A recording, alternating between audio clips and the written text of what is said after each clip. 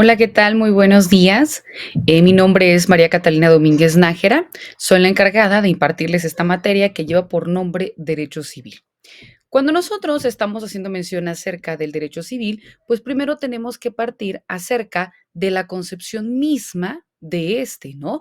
Y por ello vamos a hablar que el derecho civil es la rama del derecho privado, pues que se encarga de estudiar las personas, la familia, el patrimonio, siempre y cuando estas tres no sean de contenido agrario, de contenido laboral o en su defecto de contenido mercantil. Cuando hablamos de la ubicación del derecho civil dentro del derecho en general, vemos que este existe en tres rubros, que es el derecho público, el derecho privado y el derecho social. Cuando hablamos del derecho público, es aquel que se gesta entre gobernantes y gobernados, y aquí es en donde se sitúa el derecho administrativo, el derecho constitucional, el derecho penal y el derecho procesal.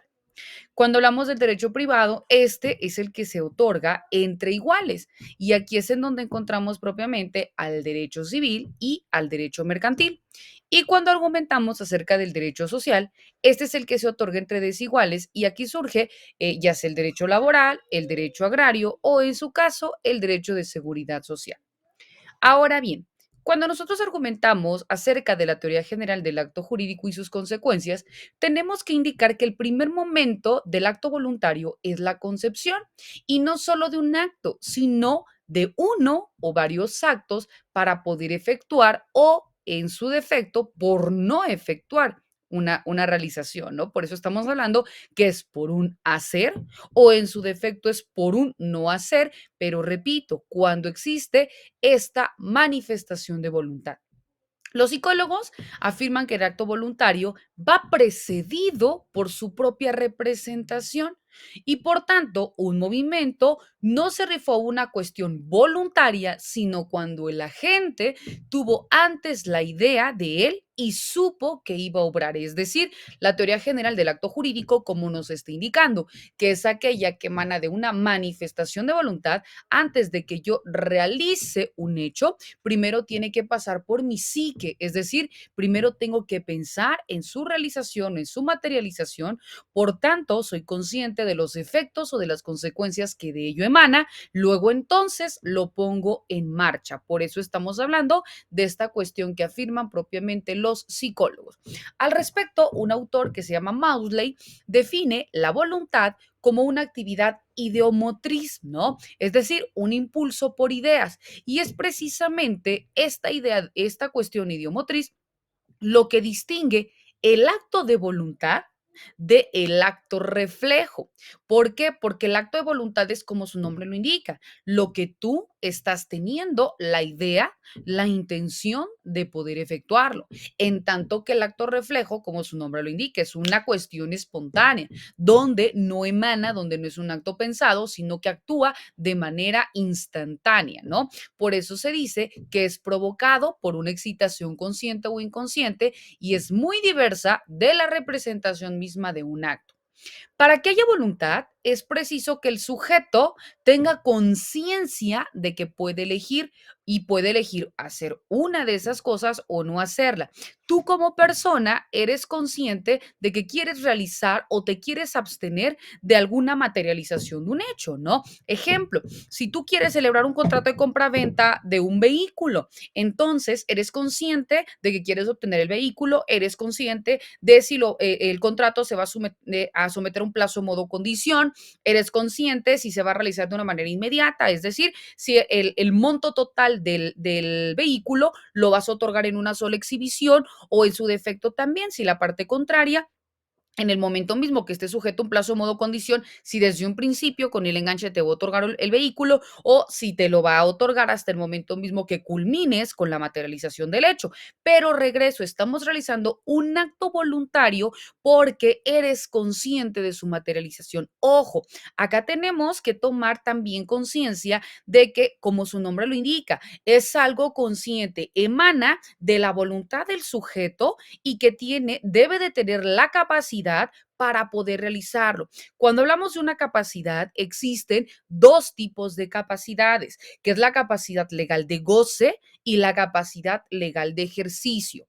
Cuando yo te digo una capacidad legal de goce, bueno, sabemos que nosotros como personas tenemos el derecho o para poder hacer valer el mismo desde el nacimiento, ¿no? Yo tengo derecho a un nombre, tengo el derecho a un domicilio, tengo el derecho a una nacionalidad, ¿no? Es decir, son derechos natos. Pero también me dice que existen formas o derechos que yo puedo hacerlos valer, pero emanados de mi capacidad de qué? De ejercicio. Y estos son cuando ya tengo una mayoría de edad. En este caso, la compraventa, se me ocurre, de una casa, la compraventa de un vehículo, ¿no? ¿Por qué? Porque ya puedo ser sujeto de derechos, pero también de obligaciones. Es decir, si yo no cumplo con, en este caso, con los requerimientos a los que me estoy viendo sujeto, pues entonces también voy a tener una consecuencia.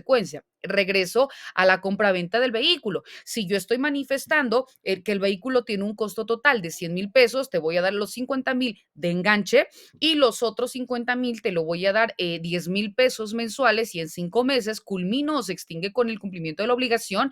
Entonces, si por alguna razón yo no cumplo en tiempo y forma, también se debe pactar dentro de las cláusulas que contempla el contrato cuáles van a ser el tipo de sanciones, el tipo de impuestos, etcétera, a los que yo, como una de las partes que me estoy obligando, voy en este caso, repito, a hacerme acreedora. Y todo esto, regresamos, emana de qué? De una manifestación de voluntad, de un acto consciente, de un acto voluntario. Ahora bien, regresando también a estas definiciones, entendemos que cuando hablamos en el momento mismo de que un psicólogo manifiesta el acto voluntario, nos hace referencia que es cuando aparecen claramente los dos elementos importantes para que se materialice, que es propiamente el objeto y por otro nos tiene también el fin. El objeto y el fin es por qué lo vas a suscribir y cuál es el fin mismo del por qué tú te estás sujetando a la realización de este hecho. Y en este momento es cuando la conciencia lo considera a ambos y cuando la voluntad se crea a sí misma y crea el fin. Es decir, tú manifiestas, yo deseo realizar este acto, voy a ver estos efectos o consecuencias jurídicas y ya encuadrando el objeto y el fin, voy a materializarlo, es decir, voy a ser consciente de todo lo que en ello se desprende. Cuando hablamos ahora del acto jurídico, bueno, hemos mencionado mucho acerca del acto jurídico, pero ¿qué es el acto jurídico? Vamos a definirlo. Nos dice que es una conducta del ser humano que es realizada voluntariamente, ¿no? ¿Por qué? Esta característica, voluntario, porque cuando no realizas un acto voluntario, entonces esto da cabida a lo que nosotros conocemos como vicios del consentimiento, ¿no? Y al hablar de vicios del consentimiento, son aquellos que nulifican el acto, es decir, son aquellos que le restan sentido. Si yo celebro un contrato de compraventa, pero me están obligando, entonces yo puedo argumentar y que va a quedar sin efecto ese acto. ¿Por qué? Porque yo no lo hice de manera consciente o voluntaria. ¿Cuáles son los vicios del consentimiento? Son cinco: el error, la violencia, el dolo, la mala fe o la lesión. Cualquiera de estos elementos invalida el acto jurídico. Por ello se dice que como primer requisito o como primer elemento del acto jurídico se necesita qué cosa, que exista la manifestación de voluntad del sujeto. ¿Y por qué realiza esta manifestación de voluntad? Bueno, pues el acto jurídico va intencionado para qué? Para crear, para modificar, para transmitir o para extinguir derechos y obligaciones. Repito, el acto jurídico va a ser esta conducta que realiza el ser humano de manera voluntaria con la firme intención de crear, modificar, transmitir y extinguir derechos y obligaciones.